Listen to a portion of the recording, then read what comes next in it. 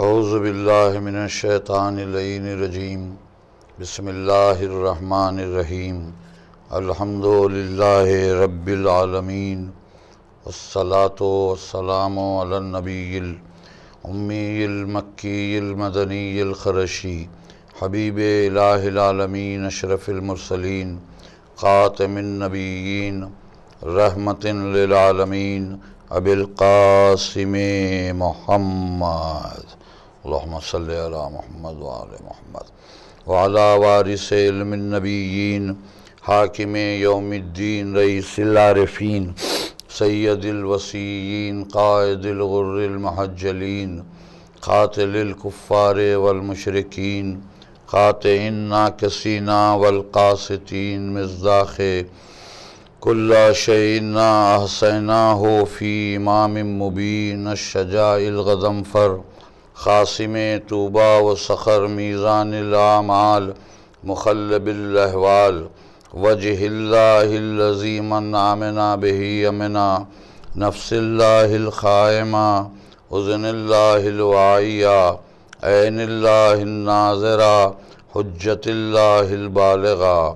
الامام نجم الثاقب امام المشارق والمغارب مظہر العجائب و مظہر الغرائب الذی حبہ فرض علی الحاضر والغائب اسد اللہ الغالب غالب علی کل غالب مولانا و مولا الکونین امیر المومنین علی ابن ابی طالب اللہم صلی علی محمد وآل محمد وأہل بیتہ الطیبین الطاہرین المعصومین المظلومین الذین اذہب اللہ عنہم الرجس وطہرہم تطہیرا اللہم صلی علی محمد وآل محمد لعنت اللہ علی اعدائہم اجمعین من یومنا ھذا الی یوم الدین قال رسول اللہ صلی اللہ علیہ وآلہ وسلم فاطمۃ بضعۃ منی۔ عزیزان گرامی، ناظرین اکرام، یہ سلسلہ احتجاج انہدام جنت البقیع سے متعلق ہے، جیسا کہ آپ جانتے بھی ہیں۔ اسی لیے مختلف حضرات مخاطب بھی کریں گے، لیکن یہ کہ جس شہزادی کے مزار کو اور ان کے فرزندوں کے قبروں پر ظلم کیا گیا ہے، آج سے تقریباً 90-95 سال پہلے یہ ظلم ہوا، اور اس وقت سے آج تک احتجاج تو جاری ہے، لیکن یہ کہ دنیا اس جانب بالخصوص عالم اسلام اس ظلم کے خلاف جس طرح متحد ہو کر احتجاج کرنا چاہیے تھا وہ نہ ہو سکا، لیکن ایک گوشے سے بہرحال یہ احتجاج جاری ہے۔ اسی سلسلے میں عرض یہ کرنا ہے کہ جس حدیث کی تلاوت کا شرف میں نے حاصل کیا ہے، جس میں رسالت مآب نے ارشاد فرمایا کہ فاطمہ میرا جز ہے، میرا حصہ ہے۔ اب یہ بحث کا موقع نہیں ہے کہ بضعۃ منی کے معنی اور اس کے مفاہیم اور اس کی تفصیل، بس میں اتنا عرض کر دوں کہ اس کے معنی فاطمہ میرے جگر کا ٹکڑا ہے، ہرگز بھی نہیں ہو سکتا، یہ خلاف واقعہ ترجمہ کیا گیا ہے۔ حقیقی ترجمہ اس کا یہی ہے کہ رسالت مآب نے ارشاد فرمایا کہ فاطمہ میرا جز ہے۔ جز کے یہاں پر معنی جو ہیں وہ جز اور کل کا ایک فلسفہ ہے، اور اس میں بھی میں جامعیت کے ساتھ کام لوں گا، چونکہ وقت کے اعتبار سے تفصیل کی گنجائش بالکل بھی نہیں ہے۔ یہ بات طے ہے کہ کل ناقص ہو جاتا ہے اگر اس کا کوئی جز علیحدہ کر دیا جائے۔ اشارہ یہ ہے پیغمبر کا کہ فاطمہ میرا جز ہے، یعنی اگر رسالت سے فاطمہ کو الگ کر دیا جائے تو ماننے والے کی رسالت ناقص ہو جاتی ہے۔ اپنے وجود میں آپ رسالت مکمل ہے اور کامل ہے، ان میں کسی طرح کے نقص کا سوال نہیں پیدا ہوتا، لیکن ماننے والا اگر شہزادی کونین کے مرتبے کو اور ان کے مقام کو اس طرح نہ مانے کہ جیسے اللہ نے اور رسول نے منوایا ہے اور ائمہ طاہرین نے بھی اپنے اپنے انداز میں تعارف کروایا ہے، جیسے مولا کائنات نے یہ کہا کہ فاطمہ میرے لیے عبادتوں میں مددگار ہے، فاطمہ تو اونن لعبادت ہی، یہ علی کا کہنا خود اپنے آپ میں ایک بہت بڑی بات ہے کہ کس طرح شہزادی کے لیے مولا کائنات نے تعارف کروایا۔ اسی طرح پیغمبر اسلام نے یہ کہا کہ فاطمہ میرا جز ہے، تو اب یہاں پر یہ بات طے ہو جاتی ہے کہ جس نے بھی فاطمہ کو اس طرح سے نہیں مانا جس طرح سے منوایا گیا ہے، تو پھر اس کے رسالت کو ماننا بھی نقص کے ساتھ ہے، توحید کا اقرار بھی نقص کے ساتھ ہے، دین و ایمان میں بھی اس کے نقص پایا جائے گا۔ تو یہاں یہ فیصلہ ہو جاتا ہے کہ فاطمہ کو چھوڑ کر نہ دین مکمل ہے، نہ عقیدہ توحید مکمل ہے، نہ ہی عقیدہ رسالت مکمل ہوگا۔ جب کسی کا دین مکمل ہی نہیں ہوگا تو پھر اللہ کی بارگاہ میں اس کی قبولیت کا کوئی سوال ہی پیدا نہیں ہوتا ہے۔ لہذا اگر کوئی یہ چاہتا ہے کہ اس کا دین، اس کا عقیدہ اللہ کی بارگاہ میں قابل قبول ہو، تو لازم ہے کہ عظمت و مقام و مرتبہ شہزادی کونین کا اقرار کیا جائے۔ یہ تو بالکل بھی ایک ایسی بات ہے جو آج تک سمجھ میں نہیں آئی ہے کہ رسالت مآب کا تو بڑا احترام ظاہر کیا جائے اور بڑی فضیلت ان کی بیان کی جائے اور بڑا مقام و مرتبہ ان کا بتایا جائے، اور بالکل دوسری ہی طرف ان کی بیٹی، ان کے لخت جگر، ان کی نور نظر، وہ شہزادی کونین کہ جس کے لیے رسول نے کہا کہ میرا جز ہے، تو اس کا مطلب یہ میرا حصہ ہے، تو نبی کو چھوڑ کر کائنات کی کوئی شے بھی اپنے آپ میں تکمیل نہیں پاتی ہے۔ پیغمبر اسلام باعث تخلیق کائنات ہیں، تو ہر چیز نبی سے وابستہ ہے،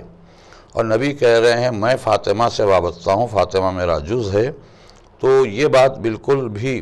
عقل میں نہیں سماتی کہ ہر طرح سے نبی کا احترام، نبی کا وقار مانا جائے اور ان کو تسلیم کیا جائے، اور ان کی بیٹی کی طرف سے اتنی لاپرواہی سامنے آئی ہے کہ شہزادی کونین پر ایک تو زندگی میں بھی مظالم ہوئے، ایسے مظالم ہوئے کہ شہزادی کی کمر خمیزہ ہو گئی تھی، وہ ایک الگ پورا موضوع بھی ہے اور پوری الگ اس کا سلسلہ ہے کہ کس طرح سے جلتا ہوا دروازہ گرایا گیا تھا، اور پھر شہزادی کا کیا عالم ہوا۔ بطن شہزادی میں جناب محسن کی شہادت واقع ہوئی، اور پھر اس کے ساتھ ہی مظالم کا جو سلسلہ رہا، اس میں شہزادی نے اپنے بابا کی قبر پہ جا کے کہا کہ بابا آپ کے بعد وہ مصیبتیں ڈھائی گئیں کہ اگر دنوں پہ پڑتی تو وہ راتوں میں تبدیل ہو جاتے۔ تو ایک تو یہ کہ زندگی میں شہزادی کے ساتھ یہ رویہ، یہ سلوک رہا۔ اگر یہ رویہ، یہ سلوک یہودیوں کی جانب سے ہوتا، نصرانیوں کی جانب سے ہوتا، کافرین کی جانب سے ہوتا، مشرکین کی جانب سے ہوتا، تو اس میں کوئی حیرت و تعجب کی بات نہیں تھی، مگر مسئلہ تو یہی ہوا ہے کہ کلمہ گویوں نے یہ ظلم ڈھایا، اور پھر تاریخ گواہ ہے کہ کربلا کے میدان میں نبی کے نواسے پہ خنجر بھی چلا تو اللہ اکبر کہہ کے چلایا گیا، اور وہ بھی کلمہ گو تھے۔ آج تک 1400 برس سے جو ماتم ہو رہا ہے، یہ اظہار غم بھی ہے، یہ احتجاج بھی ہے، جو اللہ ہی کی جانب سے طے کیا گیا ہے، یہ ہمارے اختیار کی بات نہیں ہے۔ اسی طرح شہزادی کونین کے لیے آج بھی جب جو لوگ مدینے جاتے ہیں، زیارتوں کے لیے جاتے ہیں، تو روضہ نبی کی زیارت کو جاتے ہیں، تو جو چیز نظر آتی ہے وہ یہ کہ اس قدر عالی شان روضہ رسول اللہ کا ہے کہ چاہنے والوں نے، نام محمد لینے والوں نے اس روضے کا عالم یہ کر دیا ہے کہ دن کو رات کو دن بنا دیا ہے۔ اتنی روشنی رہتی ہے اور ایسا اجالا رہتا ہے، ایسے اہتمام کیا گیا ہے، اور وہیں پر صحن نبی میں ٹھہر کر اگر آپ دوسری جانب رخ کر کے دیکھیں تو اسی نبی کی بیٹی کا مزار ویران نظر آتا ہے، سنسان نظر آتا ہے، نہ سایہ ہے نہ روشنی ہے۔ تو یہ تضاد جو ہے، یہ اس کا کوئی مسئلہ آج تک سمجھ میں نہیں آیا کہ آخر وہی لوگ ہیں جو نبی کے ماننے والے بھی ہیں، نبی کا نام بھی لیتے ہیں اور روضہ نبی کا اتنا احترام بھی رکھتے ہیں، اور ساری دنیا سے لوگ زیارت کو آتے ہیں، تو وہاں پر نہ کوئی پابندی ہے زیارت کے لیے، نہ جانے کے لیے، اور یہاں جنت البقیع میں زائرین کو جو زیارت کرنا چاہتے ہیں انہیں بھی روکا جاتا ہے، سختی بھی کی جاتی ہے۔ پھر خبریں جو ہیں وہ زیر سماع رکھی ہوئی ہیں، نہ سایہ ہے۔ تو یہ جو بات ہے، یہ اس کا عالم اسلام کے پاس کوئی جواب نہیں ہے۔ مسئلہ تو یہی ہے کہ احتجاج میں یہی کہا تھا، لیکن کبھی کوئی تشفی بخش جواب نہیں ملا۔ کبھی یہ کیوں ہے، یہ کیوں ہونا تھا، اگر ہو گیا، کچھ ظالموں نے اگر ظلم کیا تھا، مزارات کو ڈھا دیا تھا، گرا دیا تھا، عمارت گرا دی تھی، تو اس کی تعمیر بھی ہو سکتی تھی جب فوری، اور جب اگر کلمہ گو موجود تھے، تو یہ کلمہ پڑھتے ہوئے لا الہ الا اللہ محمد رسول اللہ کہتے ہوئے بھی پھر اگر یہ ہو رہا ہے کہ ان خبروں کی جانب کبھی توجہ ہی نہیں دی جا رہی ہے جنت البقیع کی جانب، تو یہ ایک ایسا سوال ہے جو فطری سوال بھی ہے، اور اس کا تعلق مذہب، مسلک وغیرہ سے بھی نہیں ہے۔ حیرت ناک بات یہ ہے کہ نمازیں بھی پڑھی جا رہی ہیں، روزے بھی رکھے جا رہے ہیں، حج بھی کیے جا رہے ہیں، زیارتوں کو بھی جایا جا رہا ہے، تو اس کا مطلب یہ کہ آپ ایک شریعت کو فالو کر رہے ہیں، ایک شریعت پہ آپ عمل کر رہے ہیں۔ تو وہ شریعت جو ہے، اس شریعت میں اور اس کی تعلیمات میں، اس کے اصول میں یہ کئی نہیں ہیں کہ مزاروں کے ساتھ، قبور کے ساتھ بے حرمتی کی جائے، بلکہ اگر کوئی گزر جائے تو میت کا احترام بتایا گیا ہے، اور خصوصیت کے ساتھ میت کا احترام، اس کا تقدس، اسے احترام سے اٹھایا جائے، احترام سے رکھا جائے، یہاں تک کہ غسل کے بارے میں ہے، دوران غسل بہت احتیاط برتی جائے کہ کہیں اس میت کو زحمت نہ ہو۔ پھر اس کے بعد خبریں بنی تو خبر کا اہتمام، قبرستان کے پورے آداب بتائے گئے ہیں، اور اس خبروں کا اہتمام۔ یہاں پر جو ایک بات ذہن میں آتی ہے وہ یہی ہے کہ ہم اپنے رشتہ داروں کی قبور پر جاتے ہیں، قبرستانوں کو، اور کبھی ایسا ہوتا ہے کہ ہم اپنے کسی قریبی رشتہ دار، ماں باپ، جن کے ماں باپ ہیں، خدا ان کے سروں پر ان کے سائے کو باقی رکھے، لیکن جو نہیں ہیں، گزر گئے ہیں، ان کی مغفرت بھی ہو، ان کے درجات اعلیٰ بھی ہوں، لیکن جب ہم جاتے ہیں، اگر آپ سچ بتائیے، اگر ہم یہ دیکھتے ہیں کہ خبر کہیں کسی گوشے سے ٹوٹی ہوئی ہے تو آپ کا دل بے چین ہو جاتا ہے۔ آپ وہیں ٹھہرے ٹھہرے منتظمین قبرستان کو بلا کر نشاندہی کرتے ہیں، بتاتے ہیں کہ بھئی یہ دیکھو یہ ایسا ٹوٹ گیا، فوراً بنایا جائے۔ ہم اپنے رشتہ دار کی خبر کا ایک گوشہ بھی ٹوٹنا گوارا نہیں کرتے، جائے کہ رسول خدا کی بیٹی کی اور ان کی اولاد کی خبروں کو مکمل مسمار کر دیا گیا ہے، اور اس کے بعد پھر آج تک کوئی اس کی تعمیر کا کوئی بندوبست بھی نہیں ہوا ہے۔ تو جو شریعت پہ آپ عمل کر رہے ہیں، اس شریعت میں تو خبروں کے احترام بتایا گیا ہے، قبور کا تقدس بتایا گیا ہے،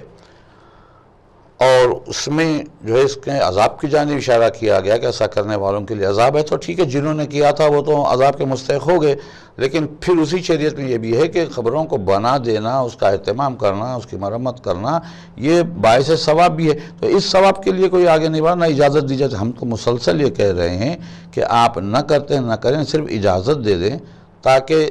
وہ لوگ جو اس بات کو تسلیم کرتے ہیں کہ قبور کا احترام کرنا چاہیے، اور بالخصوص ایسی عظیم ہستیوں کی، تو وہ آگے بڑھ کے اس کا اہتمام کریں۔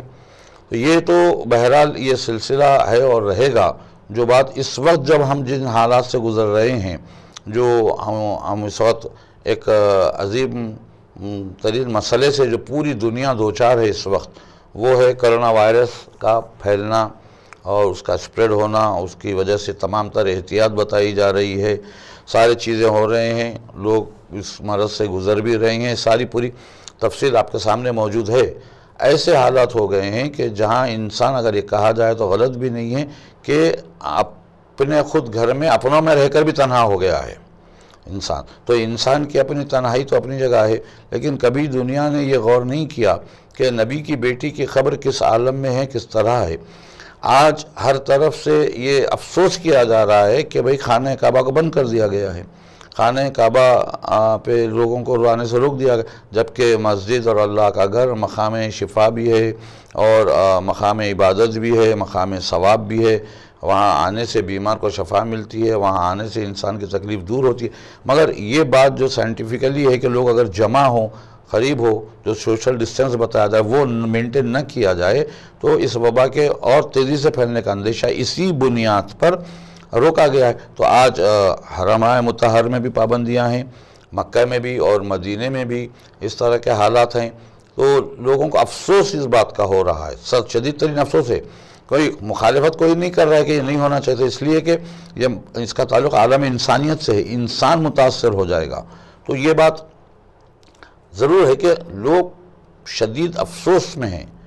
کہ ملول ہیں کہ بھئی یہ اس طرح زیارت سے محروم ہو رہے ہیں، جا نہیں سک رہے ہیں، خانہ کعبہ کو نہیں جایا جا رہا ہے، مدینہ رسول کو نہیں جایا جا رہا ہے، قبر رسول کی زیارت نہیں ہو رہی ہے۔ تو یہ افسوس پوری دنیا اس بات پہ آج کر رہی ہے کہ یہ حالت پیدا ہونے سے وہاں نہیں جایا جا رہا ہے، وہاں پر لوگوں کو نہیں جانے دیا جائے، روکا جا رہا ہے، یعنی کہ اللہ کا گھر خالی ہو گیا ہے، تنہا ہو گیا ہے، نبی کا روضہ خالی ہو گیا، تنہا ہو گیا۔ لیکن کبھی دنیا نے اس بات پہ غور کیا کہ 90-95 سال سے رسول کی بیٹی کی قبر ویران ہے،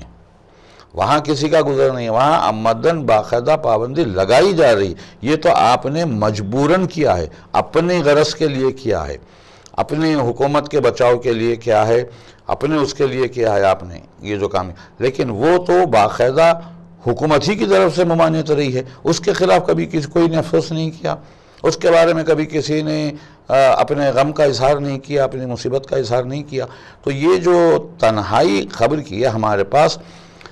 یہی تو مسئلہ ہے کہ ہم اہل بیت کے گھرانے کے افراد کو اپنی طرح نہیں سمجھتے ہیں۔ اگر جو اپنی طرح سمجھتے ہیں ان کے لیے کوئی مسئلہ نہیں، ہمارے لیے مسئلہ یہ ہے کہ ہمارے نزدیک ان کا احترام، ان کا تقدس ایسا ہے کہ وہ اس دنیا میں ظاہر بھی رہیں تو ویسے ہی ہے، دنیا سے گزر بھی جائیں تو ویسی ہے۔ تو ان کی تنہائی اپنی، آج قبر کی تنہائی پر ہم آنسو بہا رہے ہیں، اور قبر کی تنہائی پر ہمیں افسوس ہو رہا ہے کہ فاطمہ کا مزار، بیمار کربلا کا مزار، 5ویں 6 امام کی خبریں اس طرح ویران ہیں، تنہائی کے عالم میں ہیں۔ تو یہ خبروں کی تنہائی ہمیں آج گوارا نہیں ہو رہی ہے، لیکن اہل بیت کے گھرانے میں زندگی میں تنہائیوں کا غم خود ایک اپنے آپ میں ایک عجیب موضوع ہے۔ شہزادی کونین پیغمبر اسلام کے بعد اپنے گھر میں رہ کر اتنی تنہا تھی کہ بچے سامنے ہیں، رو نہیں سکتی، علی آئیں تو اپنے آنسوؤں کو برداشت کر لیتی کہ کہیں علی کا دل آزردہ نہ ہو۔ تو یہ اپنے وجود کی، قلب کی تنہائی خود ایک بڑا غم ہے، اور اسی گھرانے میں جو مصیبتیں ہوئی ہیں تنہائی کی اور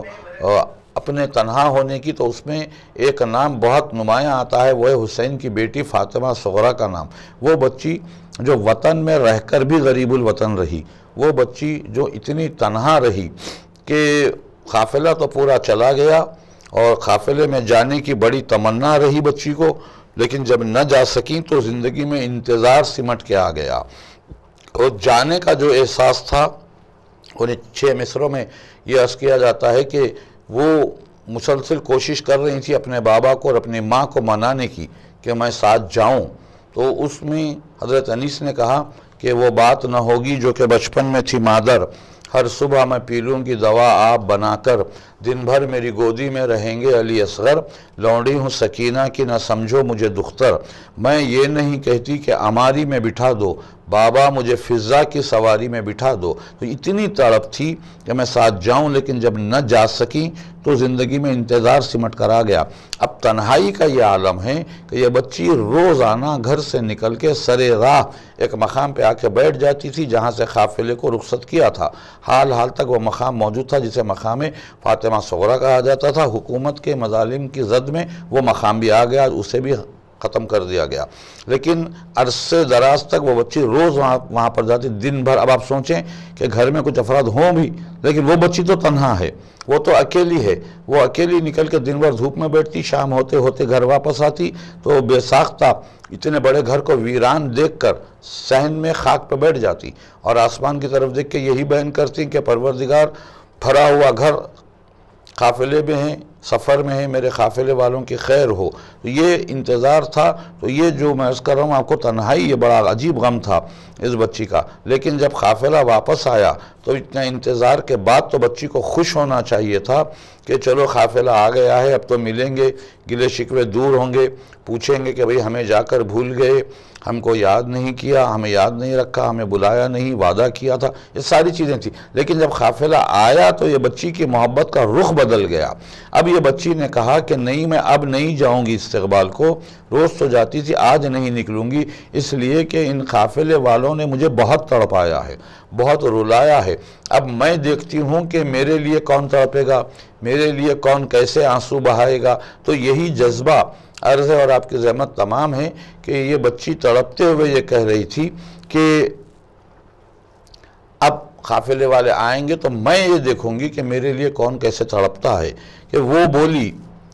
پیشوائی کو موجود ہوں مگر،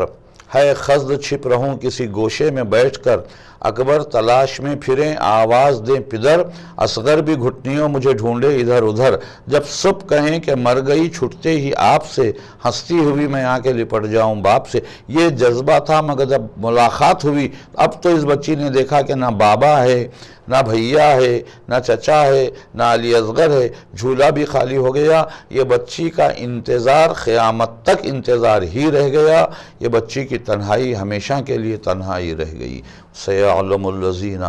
ظلموا ای منقلبین ینقلبون۔ سلام اللہ علی المرسلین والحمد للہ رب العالمین۔ ربنا تقبل منا انک انت السمیع العلیم۔